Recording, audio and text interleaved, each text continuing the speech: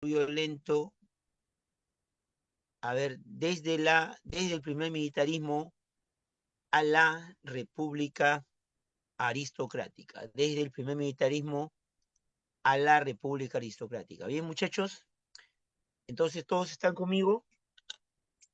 Bien, ¿qué es lo primero que vamos a repasar? Después de la independencia o después de las guerras de independencia viene el periodo ya republicano. La primera etapa de la república se conoce como primer militarismo. Por favor, es un repaso, así que quiero a los muchachos activos. Aquí está la ventanita del chat. La ventanita del chat yo te voy a estar leyendo conforme voy preguntando y de esa manera, pues, por favor, todos deben ir repasando, refrescando, ¿no? En la medida que tú escribes o hablas, bueno, en este caso escritura, ¿no? En la medida que tú participas, se hace más significativo el conocimiento, ya te vengo repitiendo eso varias veces, ¿ya? Muy bien, entonces empezamos por el primer militarismo. ¿Dónde estamos? ¿Dónde estamos? Ahí estamos, ¿no? Miren aquí, vamos a poner acá el título primer, primer militarismo. Ahí está. ¿Qué tal mi pulso, muchachones? ¿Qué tal mi pulso? El primer militarismo. Muy bien. Características del primer militarismo. A ver, te escucho. Características, a ver, lo que se te venga a la mente. A ver, repasando, a ver. Lo que se te venga a la mente. A ver, repasando. Estamos hablando los primeros 45 años, entre 1827 y 1872. ¿Ya? Primer militarismo. Muy bien, Eduardo, muy bien. Ahí está una característica importante que debe estar en tu cabeza de esta primera etapa de la República es la inestabilidad política sobre todo, ¿no? Inestabilidad ocasionada por los constantes golpes de Estado. Incluso que esta etapa, este periodo de 45 años se divide en dos etapas, ¿no? La primera etapa es mucho más inestable todavía, ¿no? ¿Ya? Muy bien, Maricielo, crisis económica después de la guerra, el Perú no tiene plata, los ingresos son paupérrimos, creo que más que crisis económica, para entenderlo mejor, Maricielo, podríamos llamarle, pues, un, una economía deficitaria, ¿no? Podemos hablar de un presupuesto deficitario, pero en la medida que, si somos precisos, ni siquiera había presupuesto en los primeros 18 años, ¿no? ¿Ya? Una dependencia al capital inglés, ¿no? Una dependencia a las inversiones inglesas, a los banqueros ingleses que, por cierto, no prestaban plata, ¿no? En estos primeros años. Bien, vamos a ver entonces las características que van mencionando, lo vamos poniendo aquí, pero de manera concreta, ya, ya como llevarlo el esquema a nuestro examen, ¿no? Una primera característica, entonces, en el plano económico, que no solamente es lo deficitario, ¿no? Sino eh, que vamos a ver las características de todos los 45 años y después vamos a ver las características puntuales ya en el sentido de las dos etapas, ¿no? Entonces vamos a dividir acá dos etapas, el primer militarismo, a ver qué tal está mi pulso, diablos, sigue mi pulso bueno, uy, Dios, se me fue, ya. Y aquí también una división. Los muchachos me van a disculpar el pulso, ¿ah? ¿Ya? Es que hacerlo con regla, todo ya va a demorar. Ya, bien. Bien, entonces aquí el primer militarismo se divide en dos etapas. ¿Cuáles son las dos etapas? El caudillismo, la etapa del caudillismo, vamos a poner caudillismo, estamos repasando, a ver, me van contestando en el chat. Y la otra etapa es la prospe, la prosperidad. Las primeras 2 décadas Los primeros 20 años es la etapa del caudillismo militar, donde la inestabilidad es mucho más evidente, es mucho más frecuente, es mucho más, otro sinónimo, una inestabilidad constante, ¿no? Los golpes eran constantes, los golpes de Estado. Muy bien, vamos a ver acá. Aquí también lo que hay que ver es, diablos, las características generales de este periodo, ¿ya? Y algo que yo voy a resaltar, y les pregunto a ustedes si lo tienen claro, nuestra economía, la economía del Perú, era una economía que estaba conectada a nivel nacional o estaba fragmentada por regiones. A ver, escucho tu respuesta. ¿Qué tipo de economía tiene el Perú al comienzo de la vida republicana? ¿Una economía unificada a nivel nacional o una economía fragmentada? Muy bien, Ronaldo. Ahí está, empezamos las respuestas ahí, ¿ya? Lo que existía era una economía fragmentada.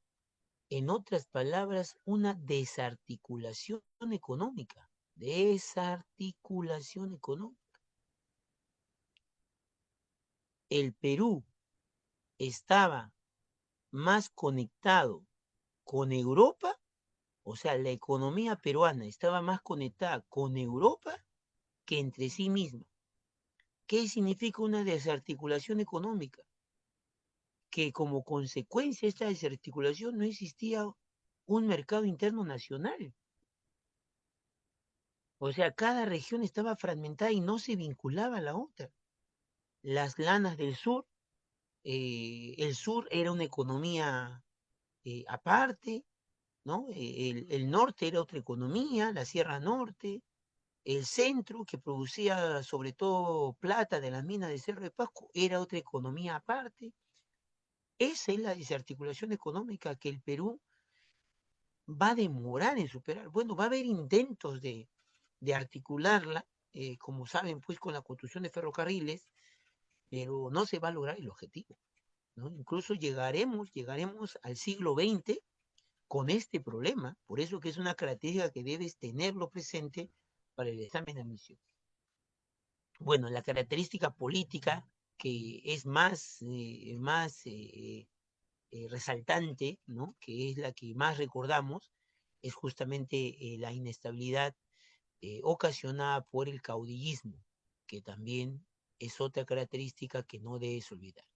El caudillismo militar, ¿no? El caudillismo militar, estos militares, pues, que se imponen en el gobierno, en el ejecutivo, y con esto arrastran a toda su clientela para el control del Estado, ¿no? Para el control de las instituciones estatales, instituciones públicas, que por cierto, ¿no? Estas instituciones eh, tienen mucha solidez o son instituciones frágiles. A ver, respuestas, quiero respuestas porque esas palabritas han venido en el examen de admisión y quiero que tú te familiarices.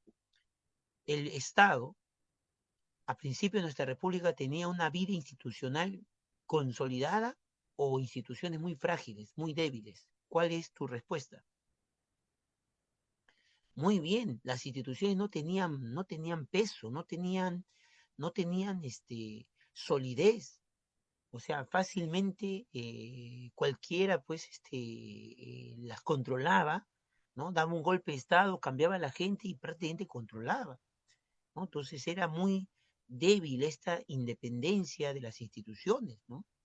Entonces el Perú va a ir a lo largo del siglo XIX buscando, los dirigentes de este país buscando la consolidación de esta vía institucional, que se logrará de alguna manera a fines del siglo XIX con un gobierno llamado pues el pierolismo.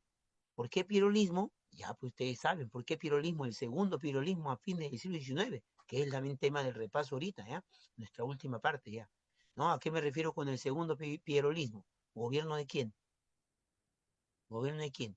Se demoran, por mi madre, se demoran en contestar, ¿ya? gobierno de Nicolás de Piérola, ¿no? Nicolás de Piérola. Entonces, la desarticulación económica, el caudillismo y otra característica también que vamos a mencionar fue la delimitación de las fronteras, ¿no? La delimitación de las fronteras durante estos primeros años. Lúcete, ¿cuáles son los dos principios para delimitar fronteras? Los dos principios que se ponen de acuerdo los países vecinos, ¿no? De América Latina para delimitar sus fronteras de sus nacientes países. Muy bien, muy bien, ahí está la gente mencionando. Vamos a ponerlo aquí, el uti possidetis y la libre determinación de los pueblos, ¿no? La libre determinación es fácil de entenderlo, es una consulta popular, en otras palabras es un plebiscito. El uti possidetis, dime, ¿en qué consiste? A ver, completa lo que voy a decir. El uti possidetis consiste en mantener las fronteras que poseías, ¿cuándo? A ver, ahí respondan, que poseías ¿cuándo? Muy bien, en la época virreinal, en la época colonial. Bueno, es mejor decir la época colonial, ¿no? Porque virreinato es la entidad administrativa. El periodo es el periodo colonial, ¿no? Entonces, lo que tú tuviste en la época colonial es lo que vas a mantener ahora como frontera. Lo que tú tuviste y cuál es el año de referencia, o sea, lo que tuviste hasta cuándo, porque obviamente las jurisdicciones administrativas van a variar, qué sé yo, antes eras una jurisdicción administrativa, por ejemplo, corregimiento, pero después los corregimientos se anularon y se crearon las intendencias. Muy bien. Las fronteras se delimitan por Utiposidetis, tomando como referencia el año 1810. Importante entonces, muchachos, el año 1810. ¿Ya? ¿Y qué vas a mantener como frontera? Lo que eras qué. Lo que eras qué. O sea, ¿qué entidad administrativa eras en la colonia y ahora lo vas a mantener? ¿Cuál es la referencia que se va a tomar? ¿Qué entidades administrativas coloniales se van a tomar en cuenta para delimitar la frontera de los países? Hay que tenerlo claro, hay que tenerlo claro.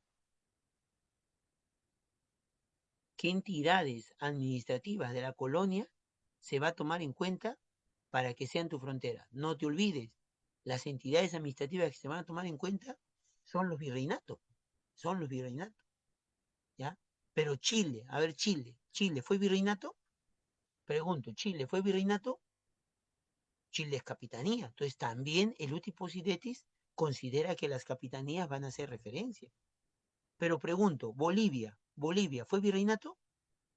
¿Bolivia fue capitanía? ¿Cómo se va a delimitar entonces la frontera de Bolivia? Ay, ay, ay, muy bien, Maricielo. Bolivia fue audiencia. ¿Cómo se llama esa audiencia que funcionó en esa zona del Alto Perú durante la época colonial? ¿Cómo se llama esa audiencia? La audiencia de Charcas. Muy bien, Maricielo. Y con esas tres características te vas al examen. Desarticulación económica, caudillismo y clientelismo y la delimitación de las fronteras. Ahora, cada uno tiene características particulares, cada época, ¿no? Los primeros 20 años, como digo, no había plata, no había plata. Los primeros 20 años no había plata.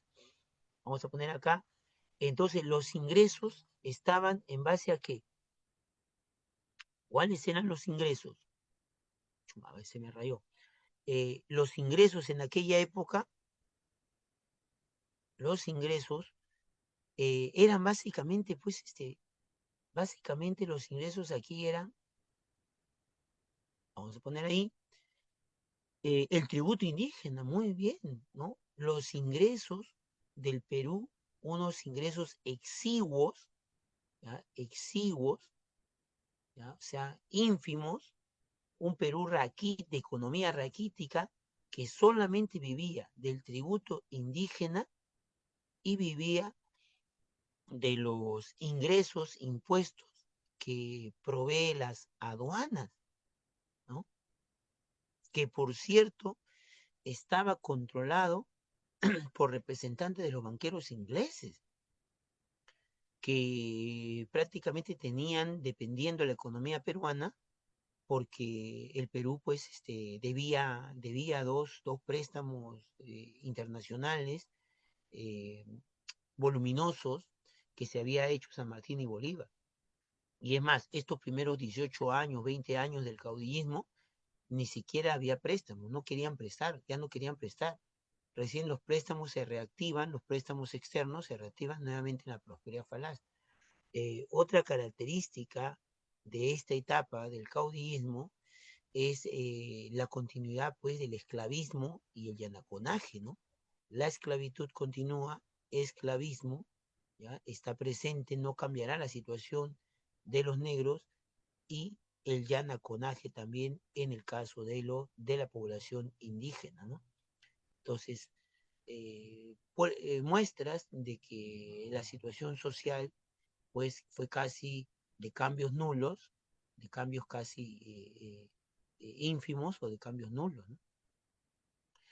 Y a nivel político, bueno, aquí sí es un periodo bastante inestable, ¿no? La inestabilidad resultado del caudillismo es notoria, inestabilidad, inestabilidad política, ¿no? Inestabilidad, vamos a poner acá POL, política, ¿no?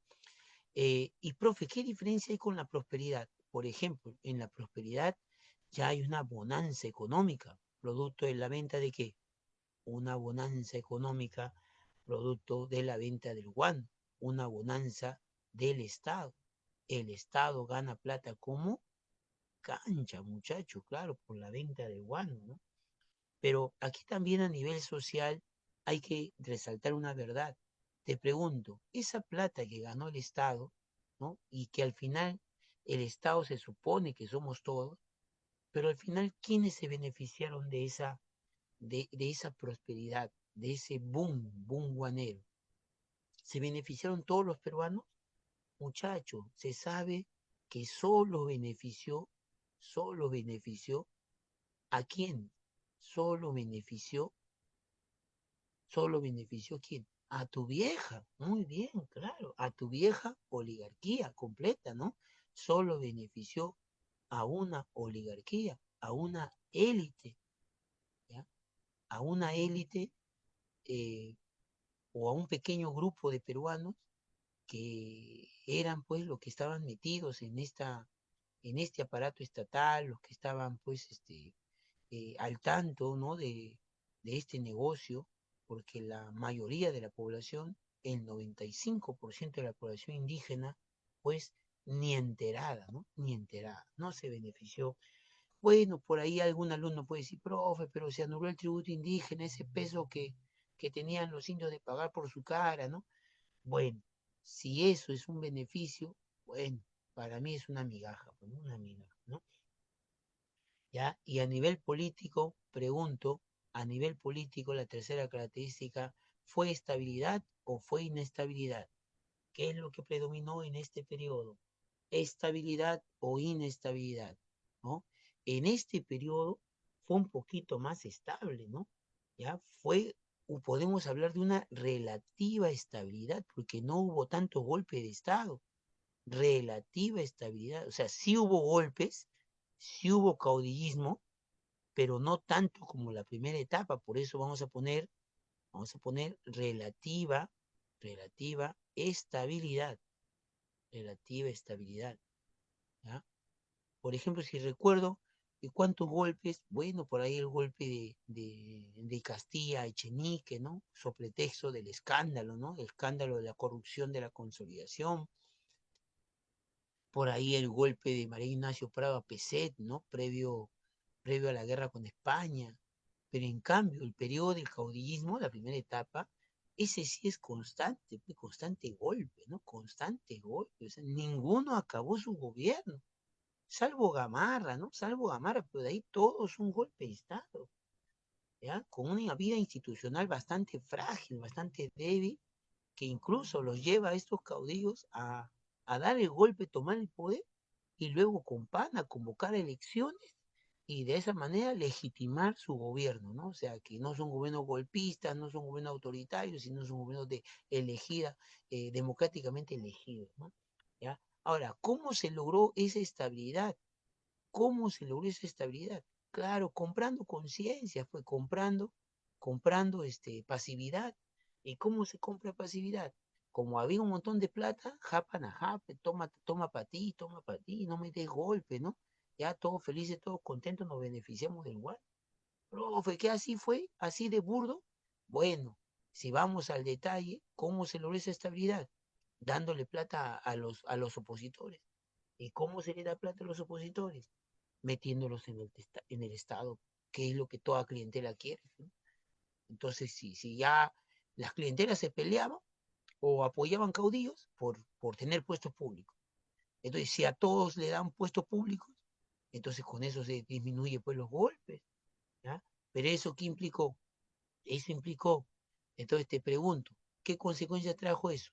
¿Trajo un mayor crecimiento del aparato estatal o una reducción del aparato estatal? ¿Qué voy a poner acá entre paréntesis? La relativa estabilidad que hubo durante la prosperidad se consiguió con un crecimiento del aparato estatal o una reducción del aparato estatal. Respóndeme, respóndeme. ¿Mm? ¿No? Ampliación, muy bien, crecimiento, ¿no? Ampliación, crecimiento del aparato estatal, ¿no? Crece, vamos a poner acá, crece el Estado, crece el Estado, ¿ya? Ahora, eso no quiere decir que el Estado se vuelve más fuerte, más estable, no, bueno, no, no, en el sentido de la palabra estable no, se vuelve más sólido, no, sigue siendo débil, ¿no? Débil como entidad, como entidad pública, las diversas instituciones son débiles, no tienen fortaleza, ¿no? De defender su autonomía. Pero bueno, lo que sí, pues hubo puestos públicos, cualquier cantidad que se crearon para de alguna manera conseguir esto, ¿no? ¿Ya? La inestabilidad política, no te olvides, en la primera etapa es la pelea constante, ¿no? Que hubo entre los L versus los C. Los L versus los C. ¿Quiénes son los L? ¿Quiénes son los L?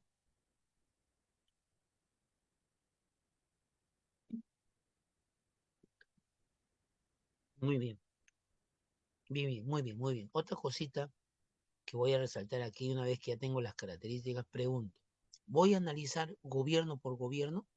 ¿Voy a analizar gobierno por gobierno en la etapa del codismo? No, pues muchacho, tienes que ir a la carnecita, a lo que viene, pues muchachos, tienes que ir a la carnecita, a lo que viene. Pregunto, oye, ¿qué hice, ah? Chumba. Oye, ¿me parece o lo borré? Ah, no, ahí está, ¿qué hice?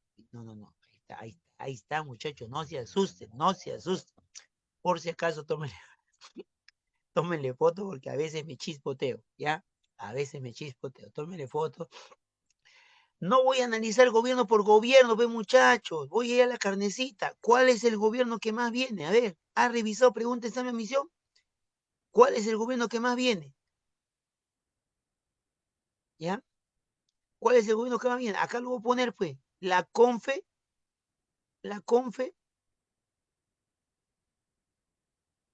la Confederación, pues, eso es lo que más viene. La Confederación PB. ¿Qué significa la Confederación PB? La Confederación Peruano-Boliviana, que se dio entre 1836 y no duró mucho. En el 39 se lo van a tumbar. ¿Qué país se tumbó la Confederación? ¿Qué país invasor o qué países se tumban la Confederación? Muy bien, Chile y Argentina. Sobre todo los chilenos, ¿no? ¿Ya? ¿Con apoyo de quiénes? ¿Sabes qué peruanos apoyaron a los ejércitos chilenos para destruir la Confederación? ¿Sabes qué peruano? Bueno, Gamarra, también Bermúdez, Castilla, ¿no? Para mencionar algunos nombres conocidos, ¿ya? Dentro de la posición de los conservadores. Porque este proyecto, pregunto, ¿fue un proyecto liberal o un proyecto conservador? ¿Qué tipo de proyecto fue? ¿Un proyecto político, comercial, liberal o conservador? Muy bien, la gente. La gente va clara a su examen. es un proyecto liberal. Y tú ya sabes cuáles son las ideas liberales. Libertad de comercio, libertad de puertos, libertad de ganancias, libertad de negocios, ¿no? No poner trabas al desarrollo comercial. Esas son las ideas, pues, ¿no? ¿Ya? Entonces, este proyecto liberal estaba apoyado por quiénes, qué sectores. Eso es lo que ha venido en esa misma misión. Apoyan, qué sectores apoyan este proyecto liberal.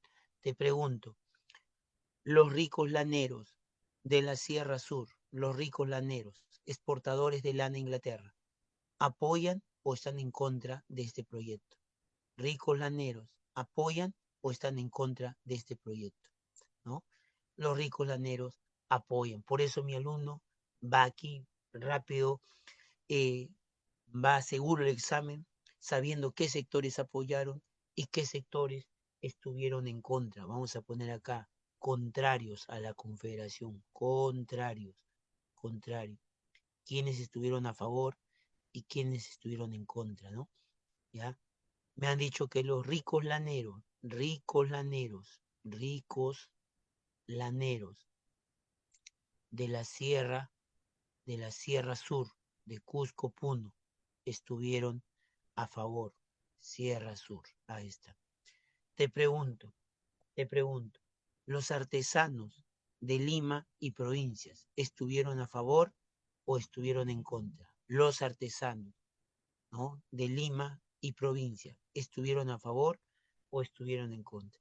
En contra. ¿Me puede decir por qué? ¿Por qué los artesanos que producen zapatos, pañuelos, ropa, bolsos, sombreros, estuvieron en contra?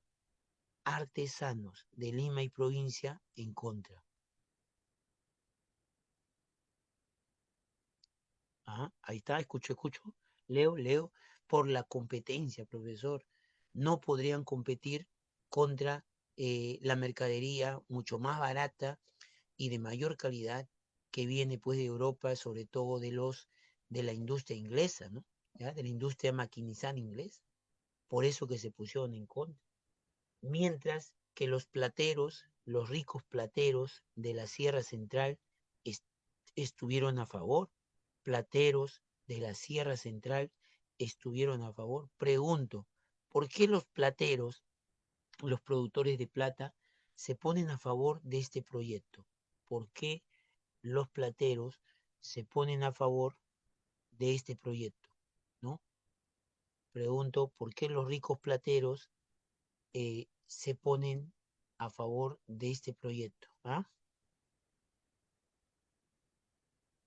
Porque toda la plata que se produce en la mina de Cerro de Pasco se va hacia el extranjero. Y una de las leyes importantes de la Confederación fue la ley de puertos libres, ¿no? Que no te van a cobrar nada por importar, por exportar. Es por eso que las casas comerciales, ¿no? Extranjeras y nacionales de capital nacional, todas las casas comerciales estuvieron a favor. Casas comerciales, importadoras, exportadoras, estuvieron a favor de este proyecto. Y ni hablar pues de los cónsules extranjeros, ¿no? Los cónsules de Estados Unidos, los cónsules de Francia, Inglaterra, estuvieron a favor, porque obviamente los consulados buscan, ¿no? Buscan el libre comercio.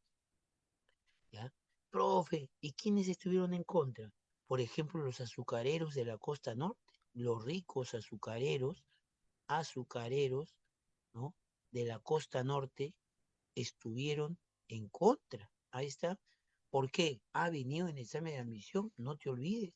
Por el convenio bilateral que tienen con Chile, no les conviene la importación de harinas de otros países, porque la harina principal que consumía el Perú era la harina de trigo chilena, y el que venga la competencia de otras harinas significaba reducción del comercio de harina de Chile. Y por un convenio bilateral, pues Chile se la iba a cobrar no comprándole el azúcar, que es el principal consumidor del azúcar de la costa norte peruana. Entonces ahí todo es una cuestión de intereses económicos, ¿no? ¿Ya? Todo es una cuestión de intereses económicos. A eso le agregas la misma Chile, la misma Chile, pues, Chile y Argentina que también estuvieron en contra, y peruanos a quienes vamos a llamar los expatriados, ha venido con ese nombre, ¿no? Expatriados, o también le dicen emigrados, ¿no? Emigrados conservadores que después de la guerra civil, ¿no? La última guerra civil que hubo entre liberales y conservadores en el Perú, muchos de ellos terminaron en Chile, ¿no? Ahí refugiados, ¿ya? Bueno, eso ahí sobre las características de la confederación. No te olvides que hablar de la prosperidad falaz es hablar del guano, un fertilizante pues que servía pues para los campos europeos.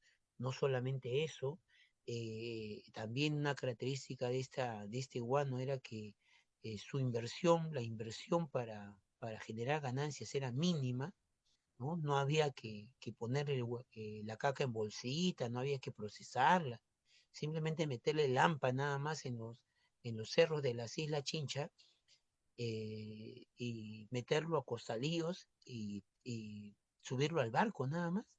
No había mayor inversión de capital ahí. Entonces, bueno, las diversas formas de venta del guano fue lo que hay que saber, ¿no? ¿Qué debemos recordar de la prosperidad falaz? Sobre todo los gobiernos de Castilla y Echenique, ¿no? Entonces, a ver, recordamos los gobiernos de Castilla y Echenique, gobiernos de Castilla y Echenique. Profe, y sobre esos gobiernos, ¿no? Sobre esos gobiernos, qué voy a recordar? Deben recordar que la gran hazaña de estos dos personajes ha sido haber podido capitalizar. Ellos capitalizaron a la oligarquía. ¿Qué significa que capitalizaron? Le llenaron de capitales, capitalizaron a la oligarquía. ¿Ya? Ahora, pregunto, ¿la capitalizaron, la llenaron de capitales mediante medidas legales o ilegales? ¿Tú qué dices? ¿Fueron medidas legales o ilegales las que permitieron trasladar el dinero del Estado a los bolsillos de la oligarquía? Porque el dinero era del Estado, el que se llenaba de plata era el Estado, pero finalmente esa plata, ¿dónde terminaba? La capitalización de la oligarquía fue un hecho legal, muchas veces legal. Bueno, no vamos a negar que también hubo actos de corrupción, pero a ver, ¿te recuerdas? Ha venido en el examen de admisión la ley de la ley de consolidación, la ley de consolidación, muchachos. ¿En qué consiste la ley de consolidación? Consolidación de la deuda externa que se le pagó a todos los países, y lo que acá nos interesa, consolidación de la deuda interna. ¿Ya? Ese fue un pretexto para capitalizar a la oligarquía, pagar a todos los que habían prestado plata durante la guerra de independencia. Y eso significaba destinar la plata a muchos o a pocos. ¿Te das cuenta? Cuando es un dinero destinado a pocos, ahí está, ahí sueltan. Los políticos sacan leyes para que sí. Castilla hizo eso. Castilla creó esta ideota, esta gran idea, para la plata del Estado dárselo a unos pocos. ¿Qué pretexto encontró? Pagar la deuda de independencia. ¿Qué otro pretexto encontró? La manumisión de esclavos. Manumisión. ¿Qué significa manumisión? La liberación de esclavos. Manumisión de la esclavitud. ¿Ya? ¿Y por qué? ¿Qué tiene que ver la manumisión de esclavitud, profe, con la capitalización de la oligarquía? Que se pagó por cada negro.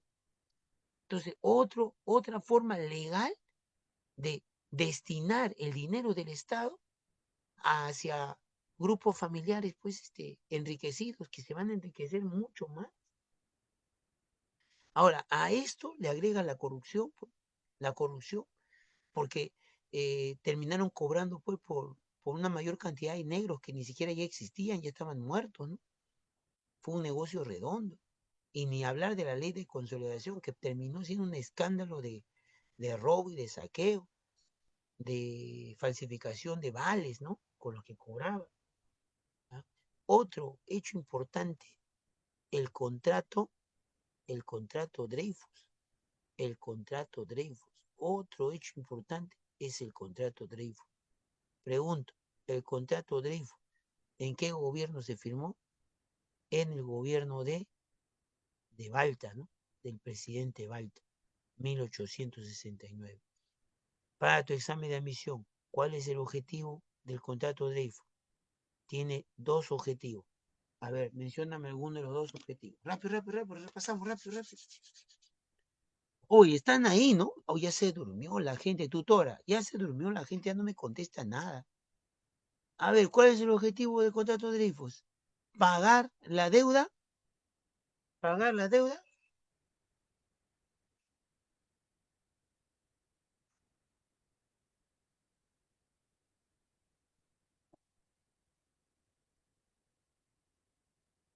¿Pagar la deuda externa? Mentira. No, no, no, no. Error, error. Ah, muy bien, Durán, muy bien. El objetivo era ponerle fin a los consignatarios, acabar con ese chantaje que hacían los consignatarios a los presidentes, a los gobernantes, porque los consignatarios se habían acostumbrado a chantajear al Estado prestándole plata. O sea, ellos eran los representantes del Estado, claro, que llevaban el guano hasta Inglaterra, y bueno, como el Estado cada vez gastaba la plata pues en burocracia, que es lo que más se gastó, en sueldos pues de militares y civiles, el Estado siempre andaba pues hambriento de dinero, ¿no? Necesitando dinero. El guano se va convirtiendo pues en la única fuente de ingreso presupuestal.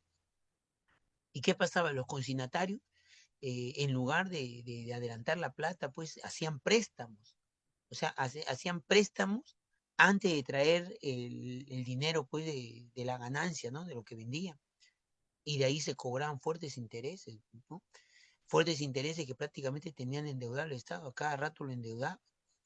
Entonces, el objetivo era acabar con ese chantaje, ¿no? Acabar, entonces, ponerle fin, fin a los consignatarios, consignatarios. Ahí está, ponerle fin a los consignatarios. Y de alguna manera también buscar otra forma de solventar el presupuesto, ¿no? Buscar otra forma de solventar el presupuesto, ¿no? ¿Y qué forma se encontró? ¿Y qué forma se encontró? Esta, de darle todo el negocio a esta empresa, a esta casa comercial francesa, ¿ya?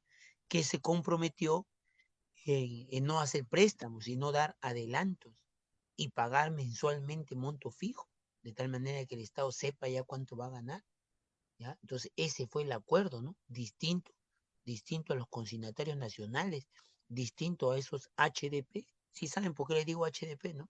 El acuerdo fue 2 millones de toneladas de guano, 2 millones de toneladas de guano, ya eso es lo que vas a vender, 2 millones de toneladas de guano, por, por, por mensualidades, por mensualidades, y de vez en cuando te voy a pedir adelantos, ¿no? No préstamos, sino adelantos. Y de vez en cuando adelantos. Muy bien, muchachones. Entonces, hasta ahí, ¿me han entendido? Bien, hasta ahí quiero que contestes las preguntas. Hasta ahí contesta las preguntas, por favor. ¿Ya? Hasta ahí. Vamos a contestar la pregunta junto conmigo vamos a contestar. A ver, anda leyendo. Ay, ay, ay.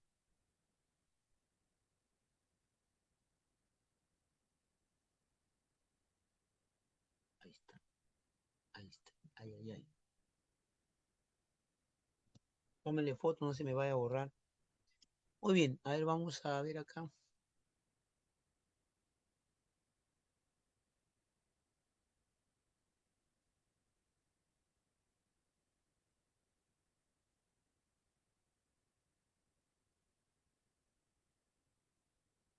Ya se ve mi pantalla.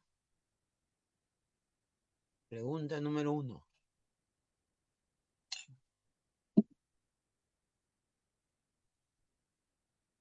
Te leo en el chat, ¿ah? Bien, aprovéchenme, háganme todo tipo de consultas, no existe pregunta mala, ya saben que no existe pregunta mala, no existe pregunta básica, no existe pregunta tonta, todo tipo de pregunta es bienvenida. Dice, entre los años 27 y 45 se desarrolla la etapa conocida como caudillaje militar, ¿no? O sea, los primeros 18 años, los primeros 20 años, no te olvides. Dice, ¿qué características corresponden a esa etapa? Muy bien, yo te he dado las 3 características que deben estar en tu cerebro sobre esta etapa en general y te he dado 6 características, tres, de forma particular en cada uno, ¿ya? Pero acá te dice eh, de la primera etapa del caudillaje militar, del caudillismo militar. Muy bien, ¿cuál es la clave? A ver, la primera etapa del caudillaje, inestabilidad política, vamos a ver acá, ¿ya? Inestabilidad política, sí o no, en esta etapa. ¿Mm? La economía era dependiente de los empréstitos que nos otorgaba Inglaterra, ¿no? Claro, pues la primera etapa era inestable, ¿no? Ahora, la economía era dependiente del capital inglés en el sentido que estaban metidos en las aduanas, estaban metidos controlando la casa de la moneda, ¿no? Pero la primera etapa dependiente de los empréstitos, esto no es cierto, ¿no? Porque recuerda que ni siquiera querían dar préstamos en esta primera etapa, no querían dar préstamos, ¿no? Ya se les debía unos 2 primeros préstamos y con eso ya prácticamente tenían controlado pues estos 2 sectores de las aduanas y de la Casa de la Moneda.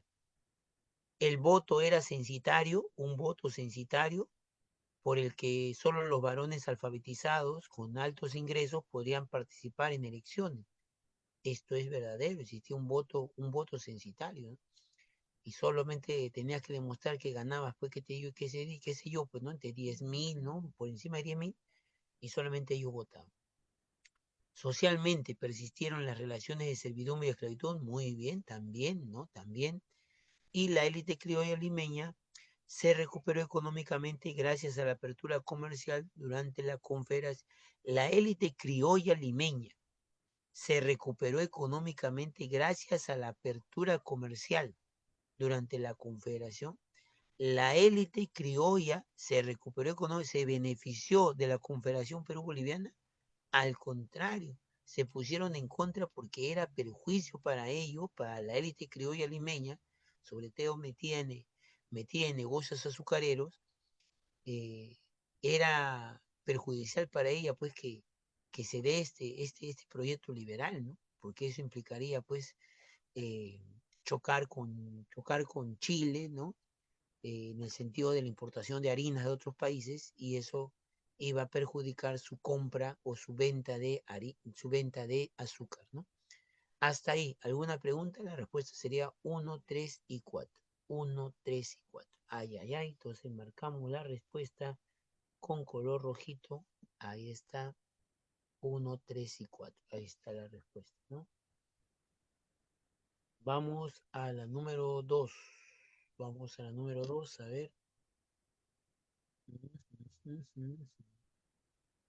Muy bien, dice la Confederación Perú-Boliviana, organizada por Santa Cruz, tuvo como objetivos económicos, a ver, los objetivos de la Confederación Perú-Boliviana.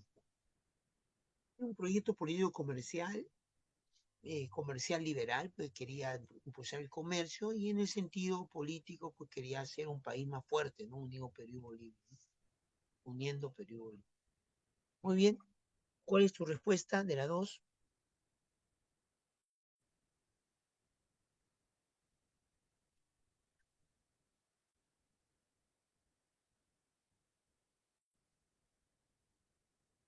A ver, vamos a hacerlo, a ver, juntos, porque no tengo respuesta de la gente. Su objetivo era restablecer los vínculos comerciales entre el sur peruano y el altiplano. ¿Restablecer los vínculos comerciales? Por supuesto que sí, pues claro, claro, restablecer los vínculos comerciales, sí, este sí es, claro. Restaurar el monopolio comercial que tuvo el puerto del Callao en la colonia. A ver, ¿qué tal? Este objetivo de la Confederación, restaurar el monopolio comercial que tuvo el Callao, ¿será un objetivo?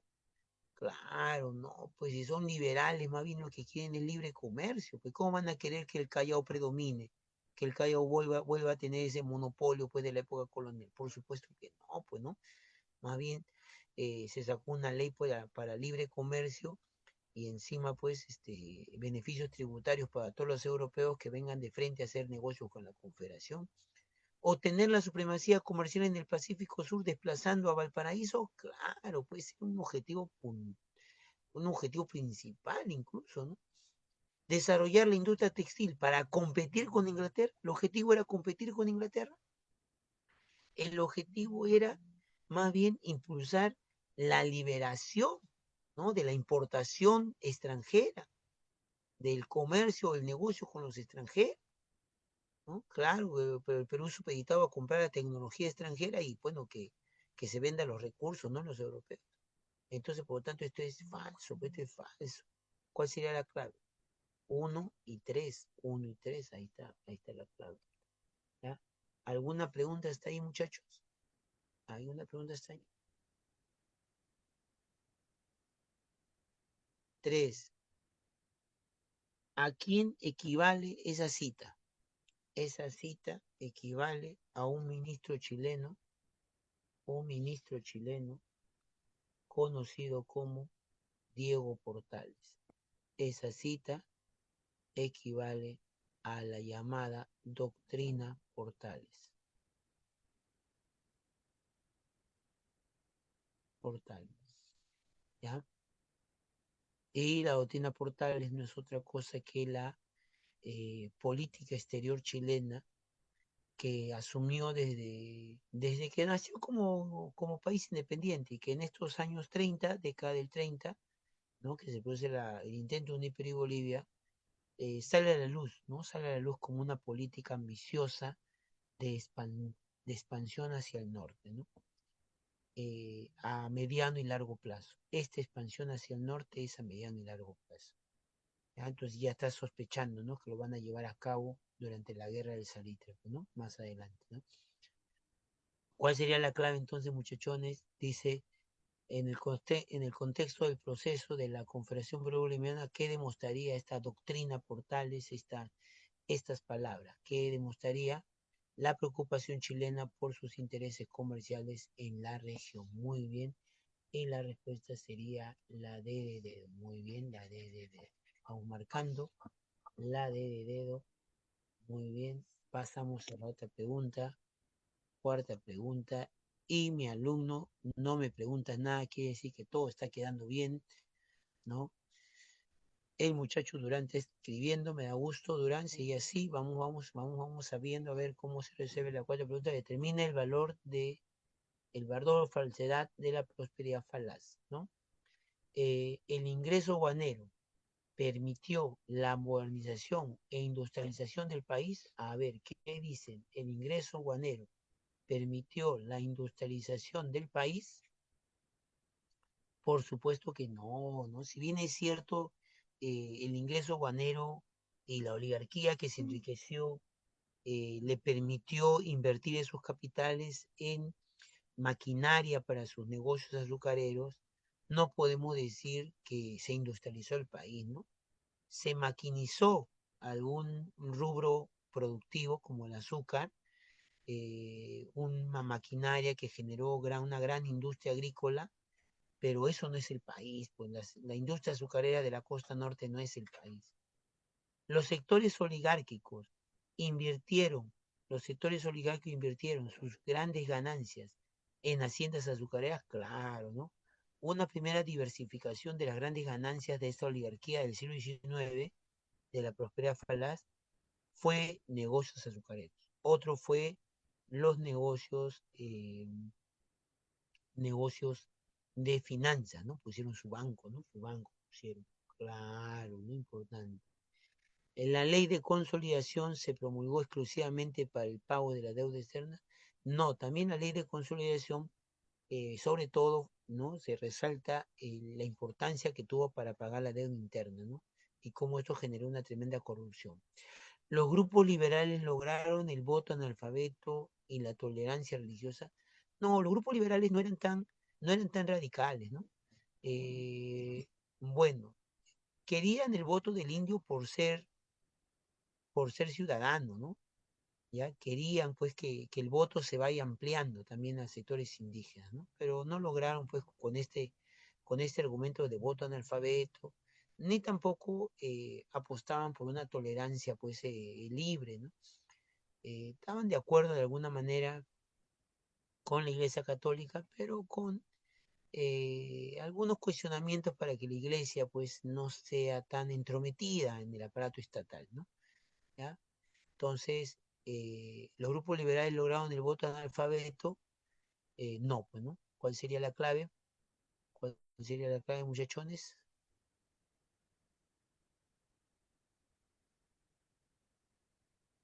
La E. Ahí está. Falso, verdadero, falso, falso. Falso, verdadero, falso, falso. Achachay. Ahí está. Muy bien, vamos a las 5, vamos a las 5. ¿Alguna pregunta? Nadie me pregunta nada. Quiere decir que la gente domina. ¿Ya? Entonces me voy para tomar mi desayuno, pues, muchachones. A ver, por el contrato del 69 dice la casa Dreyfus se comprometía a vender 2 millones de toneladas de guano. Ese fue el compromiso, ¿no? Ya, ese te está describiendo la pregunta tipo admisión, te describe el hecho histórico, ¿no? Ya, por cuenta del Estado peruano se iba a vender, le iba a dar ese beneficio, ¿no? De vender 2 millones de toneladas de guano. Según el precio que se consiguiera para la venta, quedaba fija la comisión y se perfilaba como el representante comercial del guano en el extranjero, ¿no? Desplazando a los consignatarios nacionales, ¿no? Ya, ese fue el contrato de Dreyfus. Dreyfus va a ser el único que represente al Estado peruano en la venta de guano. Ya no va a existir consignatario. Ya se van a su casa los HDP. ¿Qué son los HDP? Los hijos, ya, completa. Así se les llama a esta gente, ¿ah? Los HDP, no dudes en llamarlos así. Toda esta gente que se enriqueció con la prosperidad falaz, los HDP. No, Maricielo. No, Maricielo. HDP es el nombre con que se les llama a esta gente.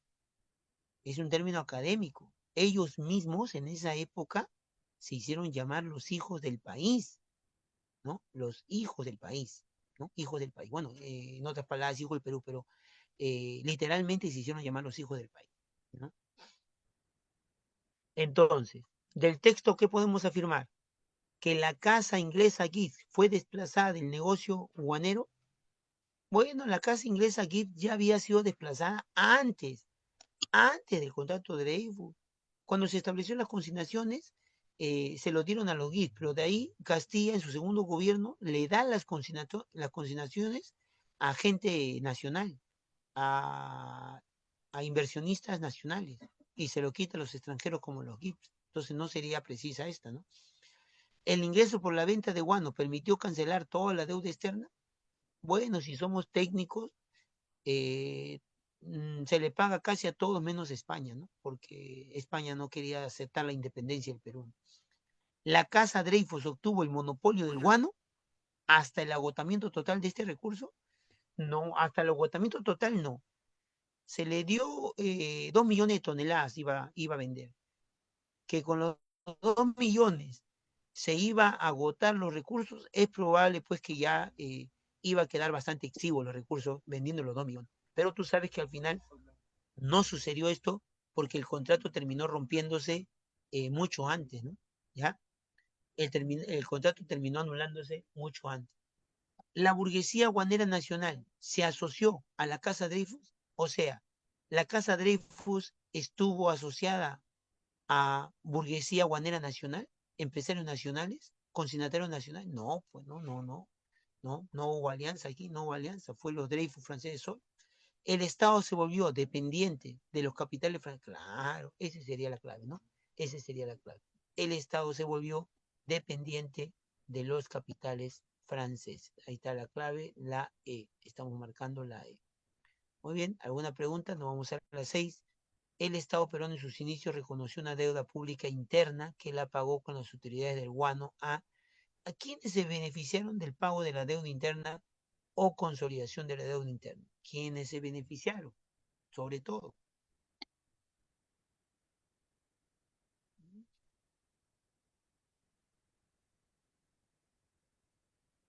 ¿quiénes cobraron?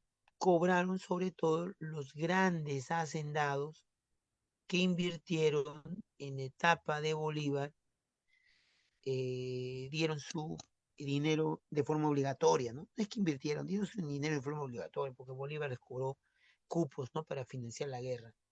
Y de alguna manera ahora Castilla inventa esta idea de pagarles, ¿no? ¿Ya? Muy bien, aquí en vez en A7, tu cara o la mía, tu cara o la mía, en A7. ¿De quién estamos hablando? ¿Qué, qué gobierno sacó una ley para atraer esta gente con estas características fenotípicas? Gente muy pobre, que escapaba, pues, ¿no? De la represión y la miseria ya en su país, y aquí vino a trabajar por un sueldo bastante, pues, exiguo, barato, y terminaron trabajando, pues, en condiciones eh, de explotación que casi lindaban con la esclavitud.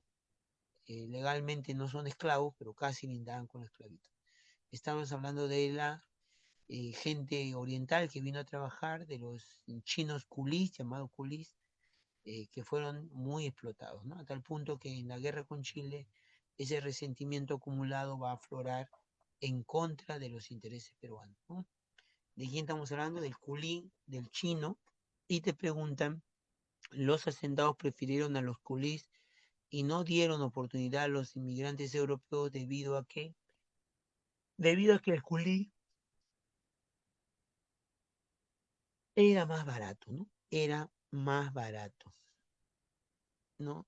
Debido a que el culí era más barato y el costo de vida, el costo de la mano de obra europea era más caro, ¿no? La 7 sería la D, C de casa. La 8 muy bien. La 8, dame clave de la 8. La 8, esta rebelión que se dio en la época de Prado, la dirigió Juan Bustamante, ya conocido también como Tupac Amaru III. Tupac Amaru III. Tupac Amaru III. Uno, dos, tres. Ahí está. Conocido también como Tupac Amaru III. ¿Estamos? Ya, producto de después de la guerra, de la guerra con España, ¿no? Eh, muy bien, vamos a las 9.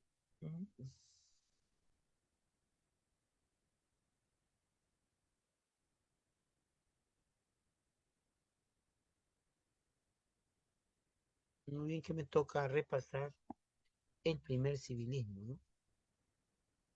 Ya me toca repasar el primer civilismo. Pongan aquí entonces, muchachones, a ver, ayúdenme a el repaso. Caramba, ¿dónde está? Ahí está. Primer, primer civilismo, ¿no? El primer civilismo,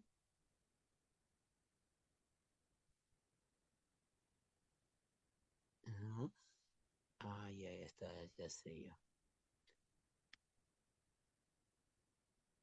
Ya sé ya, porque se me aprieta, ¿no? Lo que es un botoncito aquí. Ya.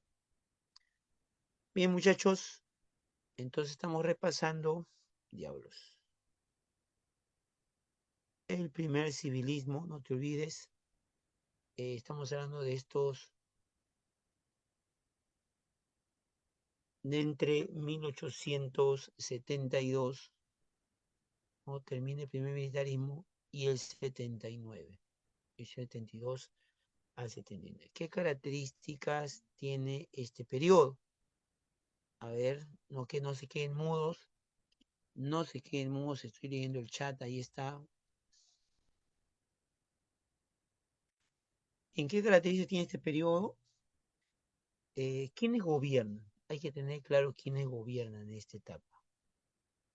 ¿Quiénes gobiernan? Gobiernan los ricos ex consignatarios. Gobiernan los ricos ex consignatarios que han quedado desplazados del negocio del guano tras el contrato de oro. Profe, ¿es una oligarquía? También podemos decir una oligarquía civilista, una oligarquía civil, exclusivamente civil, pues, ¿no? Que están metidos acá en el partido civil que fundaron, eh, que buscan un Estado, pues, ¿no? Desarrollar un Estado más estable, un Estado centralizado, un Estado centralizado es su objetivo, centralizado, ¿no? Más estable y liberal también, ¿no? Hay que resaltar esto, que sea liberal, también hay que resaltarlo,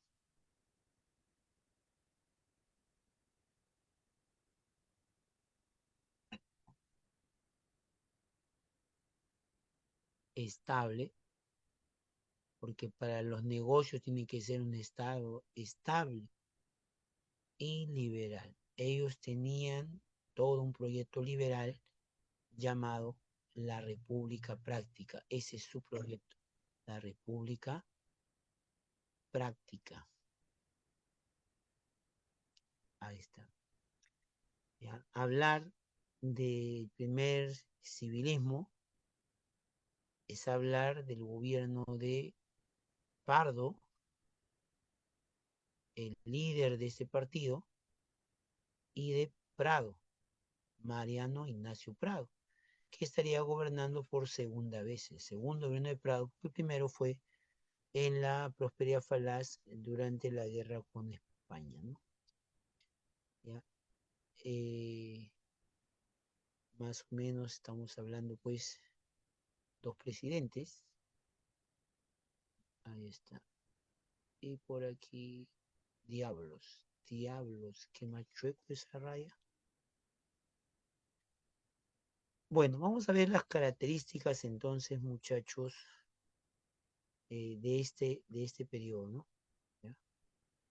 Característica de este periodo. Ay, ay, ay, ahí está. ¿Qué debe recordar mi alumno de esta etapa?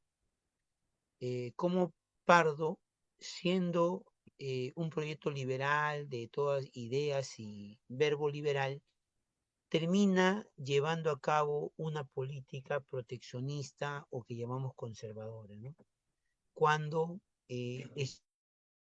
expropia las salitreras, primero con la ley del estanco y luego con la ley de nacionalización, expropia las salitreras.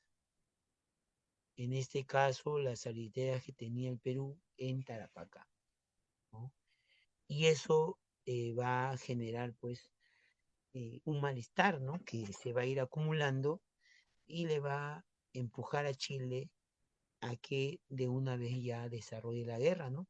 Por estos intereses por el salitre. Otra cosa que hizo Pardo fue firmar un tratado defensivo con Bolivia. El tratado se llama Ribagüero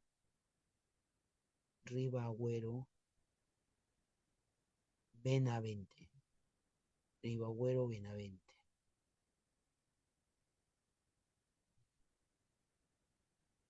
El tratado Ribagüero Benavente. Y bueno, un error de Pardo, si bien es cierto, se junta a Bolivia, pero un error es haber reducido el gasto militar en lugar de armarse, ¿no? Sabiendo que podía generar estas expropiaciones, podía generar un malestar de fuertes intereses, ¿no? Y él más bien reduce el gasto militar.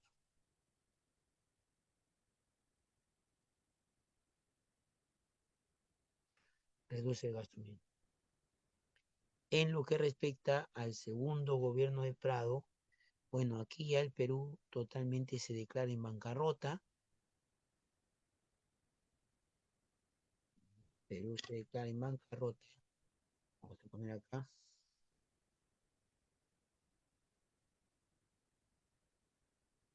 ¿Ya? Y como no puede pagar, no hay créditos internacionales, sin crédito, sin crédito, ¿ya? Ahora, a nivel de la diplomacia, no te olvides, la diplomacia fracasa, hay rivalidades, tensión fuerte entre Bolivia y Chile previo a la guerra, y la vía diplomática llega a fracasar, ¿no? Diplomacia fracasa. Entonces, el presidente de Bolivia, Hilarión Daza, ¿no? Está en conflicto con el presidente Aníbal Pinto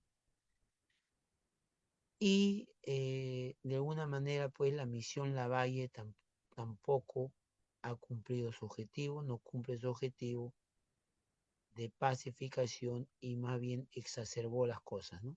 Misión Lavalle.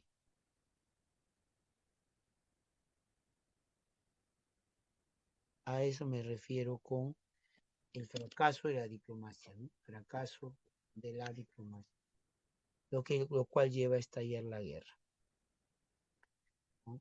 Hablar de la guerra de salitre es hablar de una nueva etapa, ¿no? Hay que esquematizarlo aquí, entonces, guerra del salitre. 4 años de guerra.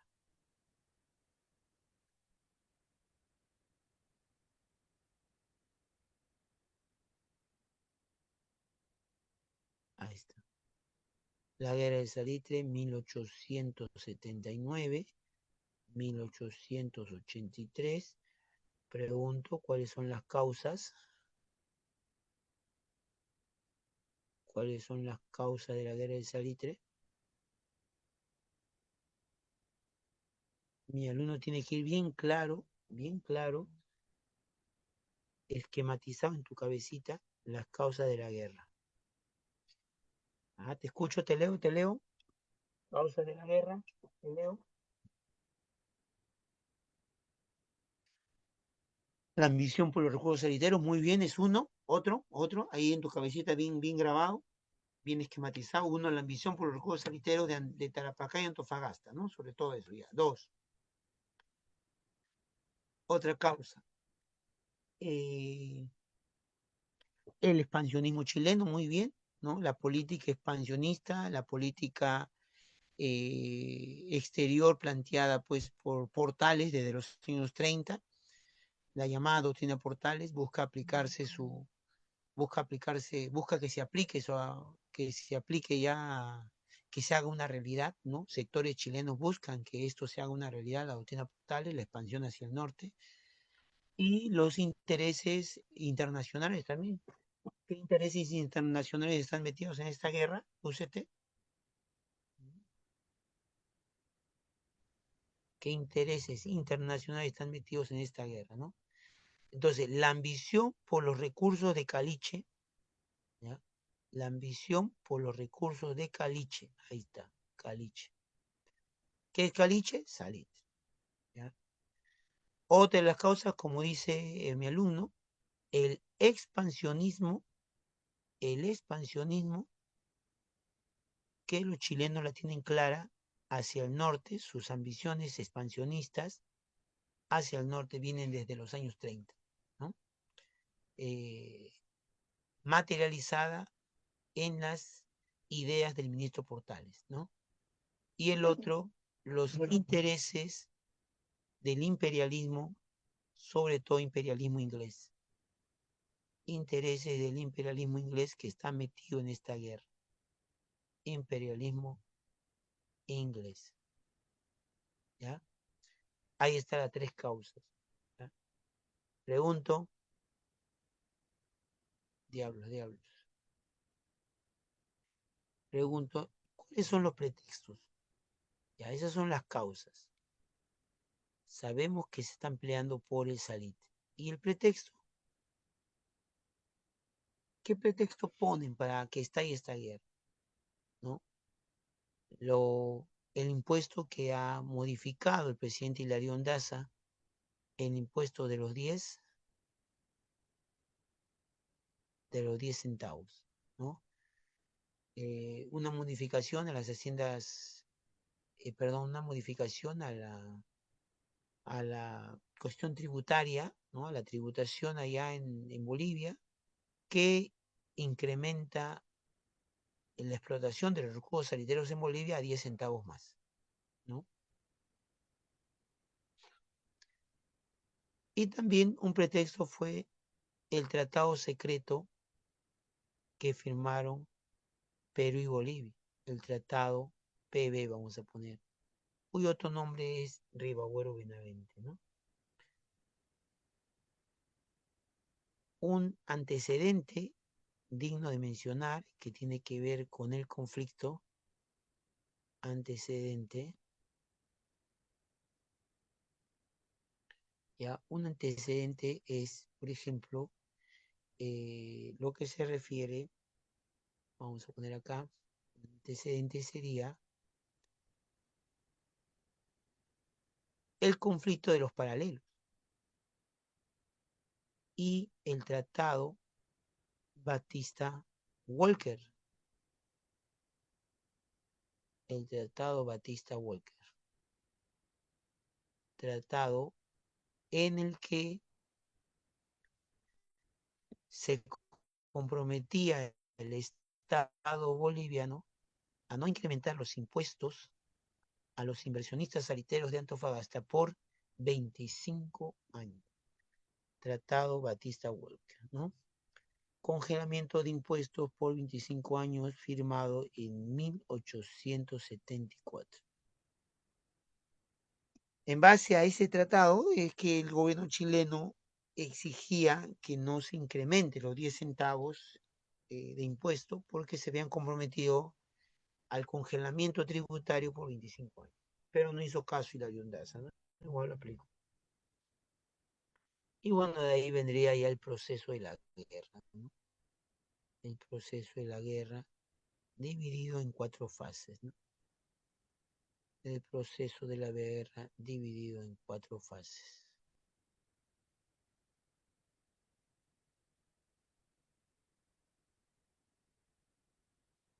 Ahí está. Y el fin de esta guerra fue el Tratado de Ancón de 1883, que puso fin a esta guerra, ¿no? Muy bien, hasta ahí. ¿Alguna pregunta? Hasta ahí. ¿Alguna pregunta?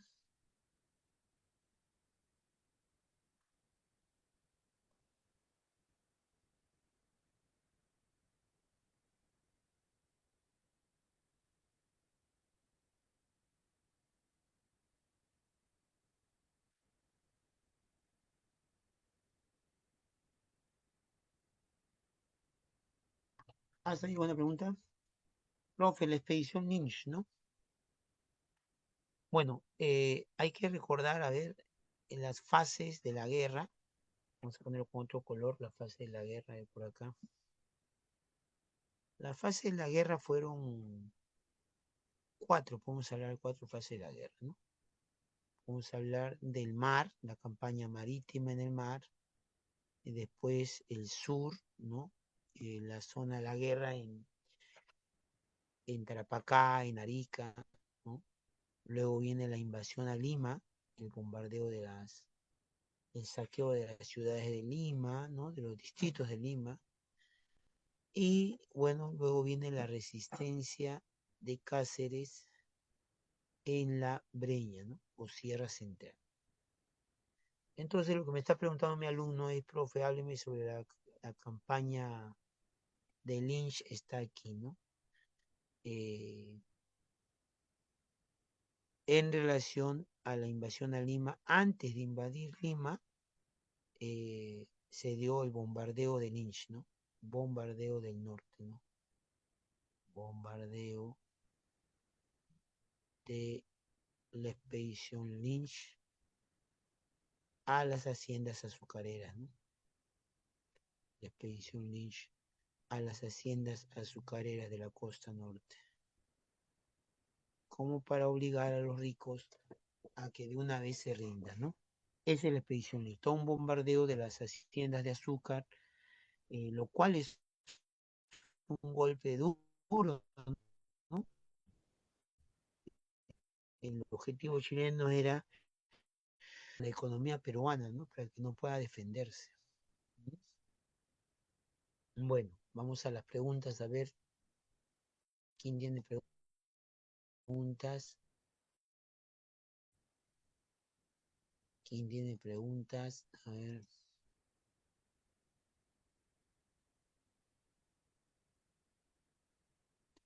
¿Cuál sería la clave?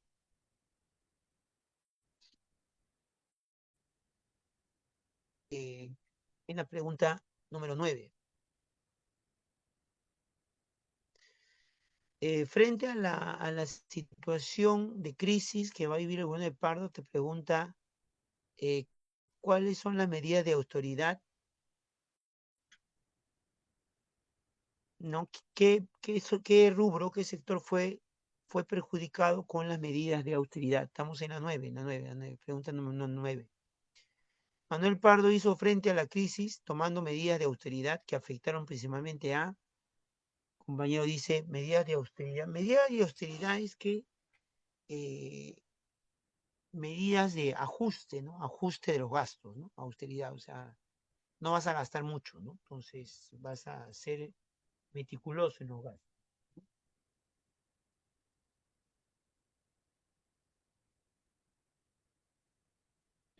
Entonces, el rubro que fue más afectado fue justamente el rubro militar, el sector militar. Diablos.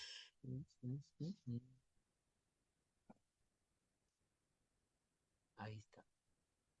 Entonces marcamos aquí el sector militar. La burocracia militar fue la más afectada.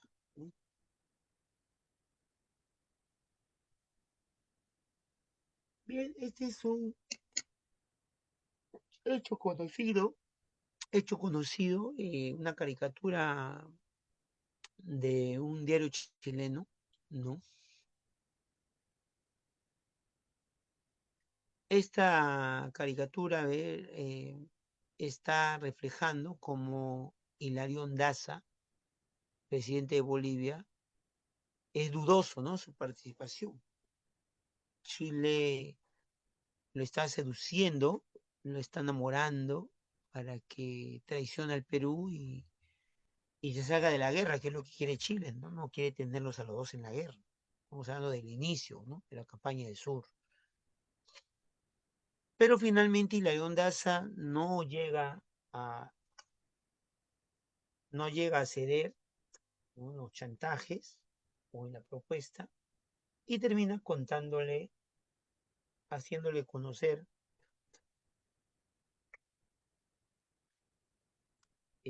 tan maliciosa propuesta a los peruanos. ¿Cuál fue la maliciosa propuesta? La maliciosa propuesta fue que se retire de la guerra y si hace eso, Chile le entregará lo que es Arica y Tarapacá, ¿no?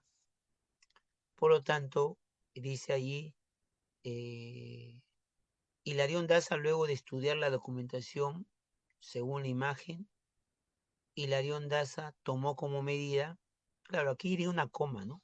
Que hay que corregir. Hilarión Daza, luego de estudiar la documentación, así sería. Hilarión Daza, entre paréntesis, tomó como medida, ¿qué medida tomó Hilarión Daza? Poner en conocimiento de la propuesta maliciosa al Perú, ¿ya? Esta sería la respuesta.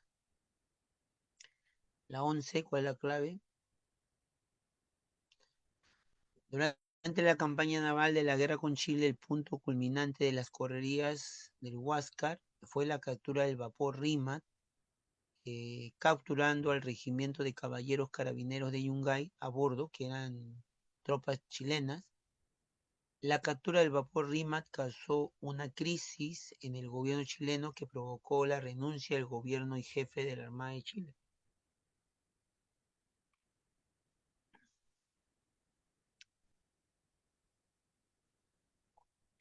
El Huáscar fue vencido en Angamos, dice, ¿no? Los chilenos tomaron el control de las islas guaneras que fueron entregadas para su explotación. ¿A quién le entregaron esas islas guaneras después del control, después de la derrota, ¿no? En el Pacífico? A la empresa que también tenía capitales, negocios metidos en Chile, la empresa Gibbs. Ellos fueron los que recibieron ese guano.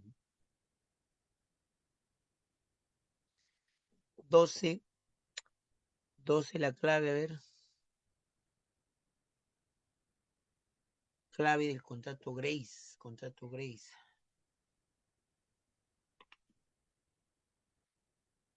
Bueno, acá ya sería contrato Grace, a ver, voy a presentar mi pantalla. ¿Están viendo ahí mi pantalla, muchachones? Respondan, pues, muchachos, respondan.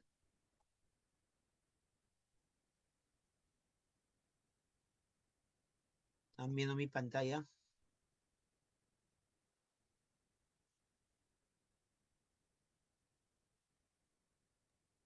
Profesor, Y ahora disculpe, sí no ven se mi puede pantalla, ver, ¿no? no se puede ver. No se puede ver. Dice que está comenzando a compartir, pero no aparece la pantalla en negro. No sé si es que solamente soy yo.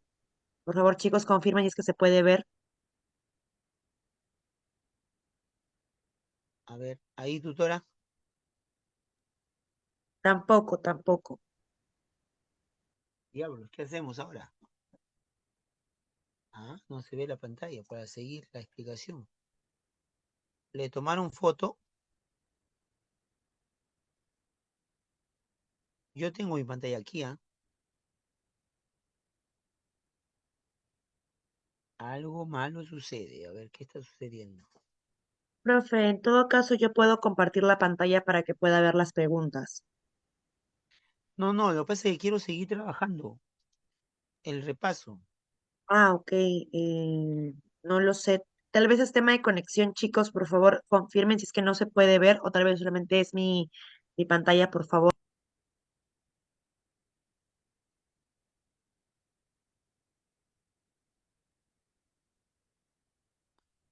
A ver, ¿y ahí, tutora, tampoco? Ahí sí, ¿no? No, profe. Nos aparece a todos así como lo ha mandado Ronaldo, la Ay, ay, ay, fotito. ay. Ajá, nos aparece a todos así igual. Está comenzando a compartir, a hacer doble clic para tal vez pueda volver a entrar, profe, salga y vuelva a ingresar para que pueda, para resolver ese problema, a ver si es que se puede. Ah, desconéctate del esto, pues.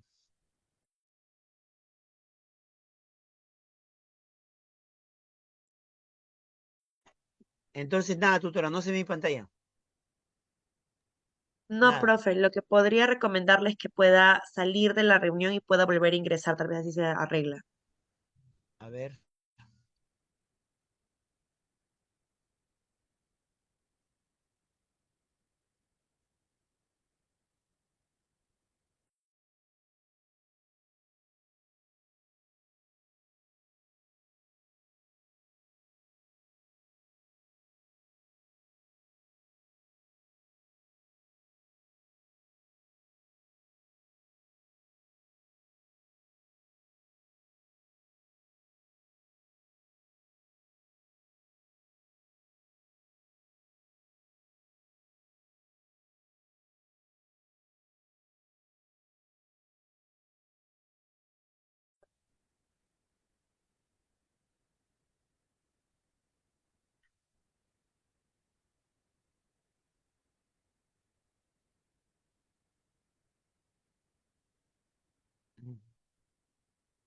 ¿Qué tal, muchachos? Ahí.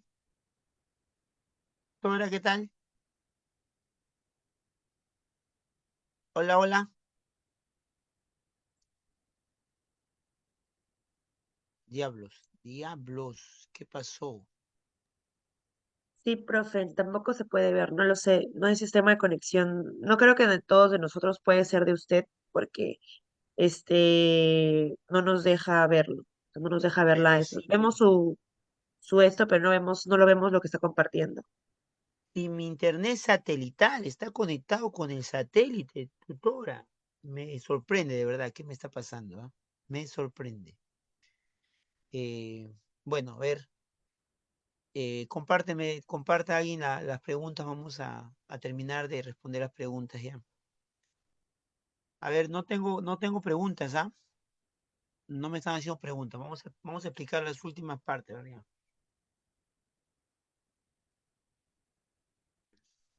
Yo le comparto ¿Quién va a la compartir? pantalla, profe. Sí, ¿En sí, qué sí. pregunta se quedó para poder compartirle? Estamos en la 12, la 12.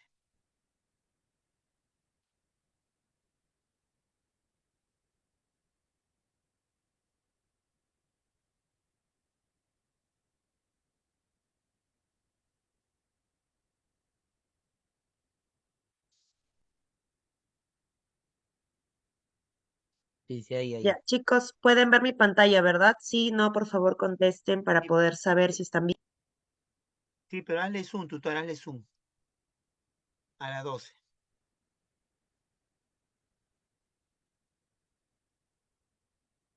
Ya, muy bien, ahí nomás. ¿Ya? Ya, bueno, la guerra terminó y después viene la reconstrucción nacional. No te olvides la reconstrucción. ¿Qué debes saber de la reconstrucción? Uno, que se divide en dos etapas. La reconstrucción se divide en dos etapas. La etapa del segundo militarismo, que es una época de caos, de caudillos, de golpe de Estado. Los, los siguientes, pues, estamos hablando de 12 años, ¿no? Los siguientes 12 años, este, golpe de Estado constantes, ¿no? Caudillismo, segundo caudillismo o segundo militarismo.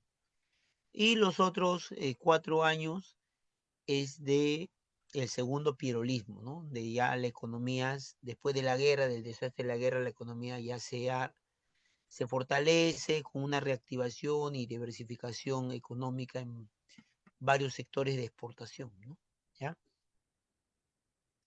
Lo más importante del segundo militarismo, de la época de caudillos y golpe de Estado, lo más importante es el contrato Grace, que es el contrato que va a permitir que el Perú se reactive con dinero extranjero que va a ingresar, ¿no? En medio de la crisis, una de las únicas salidas que visualiza pues la clase dominante en aquella época, Cáceres como gobernante, fue la firma de este contrato con los banqueros ingleses a quienes se les debía ya más de 50 millones de libras esterlinas, ¿no? Con eso se cancela la deuda del contrato Grace y se le permite al Perú acceder a nuevos préstamos, nuevos créditos.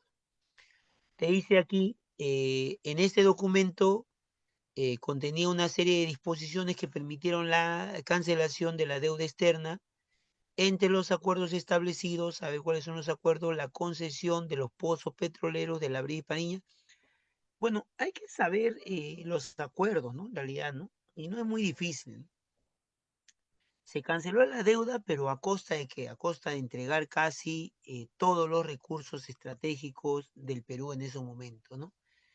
Entregar petróleo, entregar muelles, entregar minas, eh, entregar los ferrocarriles, lo más importante, ¿no? Me estaba olvidando los ferrocarriles, muelles, puertos, minas, el lago Titicaca para libremente explorarlo y ver qué recursos se pueden llevar los ingleses.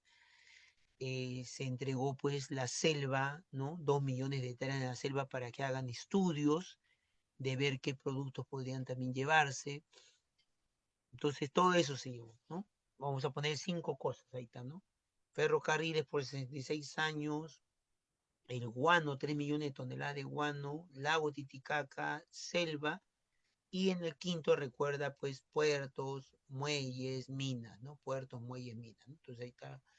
Te preguntan, la concesión de los pozos petroleros de la Brea y Pariñas se concedió pozo petrolero. No, no te concedió pozo petrolero, ¿no? El pozo petrolero va a ser inversiones, ya que van a venir a raíz de esa reactivación, ¿no? Se concedió las minas de Cerro de Pasco, se concedió las minas de Cerro de Pasco, otras minas pequeñas, ¿no? Pero la mina de Cerro de Pasco no, ¿no? No. La cesión de ferrocarriles por 66, eso sí, ¿no? La libre navegación en el Titicaca, eso también, ¿no? Y el libre uso de los muelles y puertos se concedió, ¿no? Libre uso de los muelles de Mollendo, Pisco también.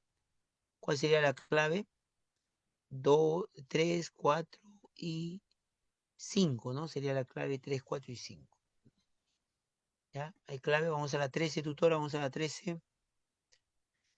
13 dice, tras la derrota de la guerra con Chile, muchos peruanos consideraban la necesidad de una profunda reforma en relación a lo que el país debía hacer desde su independencia, ¿no?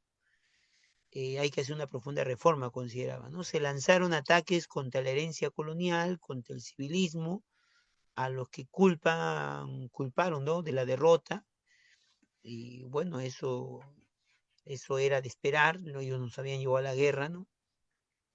Y contra todo aquello que no supiese a modernidad y desarrollo, ¿no? El más destacado representante de este movimiento político social fue el líder del partido. ¿Quién fue el más destacado representante de esta crítica, ¿no? Después de la guerra. ¿Mm? Y fundó un partido este personaje, ¿no? ¿Líder de qué partido? Muy bien, su respuesta, muchachos. Ha venido a examen de admisión varias veces, citas de su crítica, famoso porque terminó una frase conocida, los jóvenes, los viejos a la tumba, y los jóvenes ¿a dónde? Ay, ay, ay, claro, la acción, pues, ¿no? Ya dime, ¿quién es? Respuesta. Nadie me da la clave hoy, ya, pues, esa gente se pasa hoy. Muy bien, pues, González Prada, la A. La 14, a ver, tutora, la 14, vamos. En la 14, corrección. ¿Cuál de las siguientes características le corresponde? Debe decir, le corresponde. Borren la palabra no.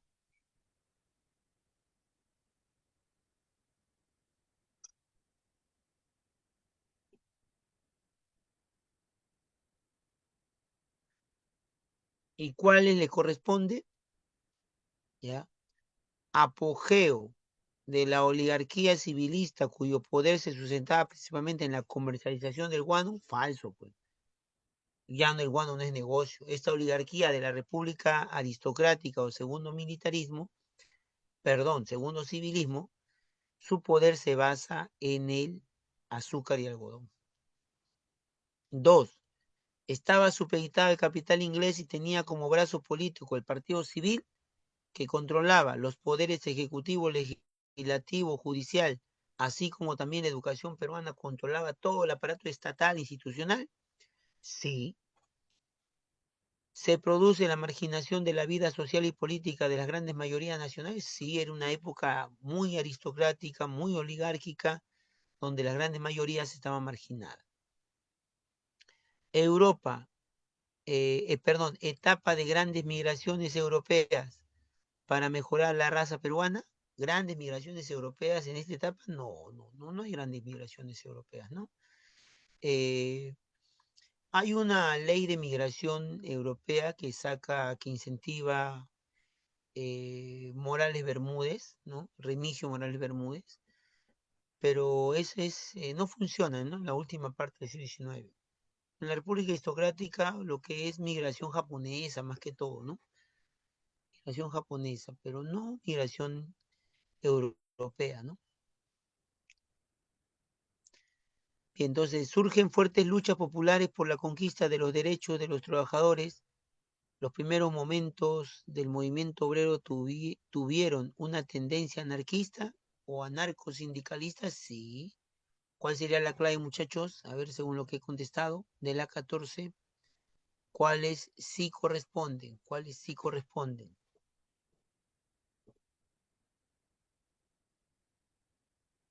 ¿Mm? La B, claro. ¿Cuáles sí corresponden? La B. Y la 15,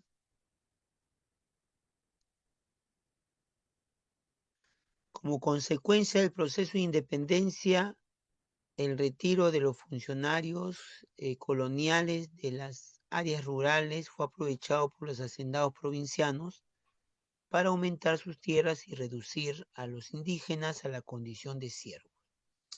Este proceso convirtió a los terratenientes, también llamados gamonales, en las personas más poderosas del campo. En la imagen se aprecia a uno de estos personajes cargado por un indígena.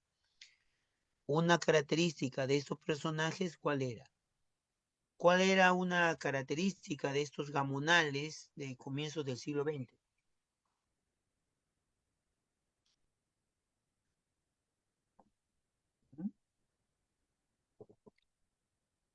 A ver, vamos a la clave, ¿cuál es de la 15? La última. Ser el sector más poderoso política y económicamente durante la República. No, el sector más poderoso política y económicamente es la oligarquía azucarera, agrominera, podemos decirlo, ¿no? Está metida sus negocios en minería y en otros sectores, ¿no? En finanzas, en bancos, que expandieron sus tierras y su poder sociopolítico a costa de expropiar por medios ilícitos y violentos a las comunidades indígenas. Claro, esa es la característica de estos gamonales, ¿no? Son mismísimos señores feudales en provincias, ¿no? Otra clave, la C, que formaron haciendas modernas dedicadas a los exportadores, esa es la oligarquía. Que recurrieron al sistema de enganche para conseguir mano de obra, esa es la oligarquía. Su continuo enfrentamiento con la oligarquía costeña por el control del Estado, no hubo ese continuo enfrentamiento, más bien hubo una alianza entre la oligarquía y los gamonales para que más bien eh, haya una estabilidad política y no estén como el siglo XIX dándose constantes golpes de Estado. Muy bien, la respuesta sería la B de beso, entonces la 15, muchachos. Y con eso estaríamos acabando. Si no hay otra pregunta, tutora, nos tomamos la fotito, tutora, ¿te parece? Ahí está mi polito de Grupo Ciencias, ahí está. A ver, todos prendan su cámara, vamos a tomar una fotito, muchachos, para conocerlos. Nos conoceremos también, pues, en el día de San Del Marcos, pues, examen de ¿no? admisión, sí. Ajá, del examen de Entonces yo, admisión. ¿y cómo lo voy a identificar si yo ni sé su cara?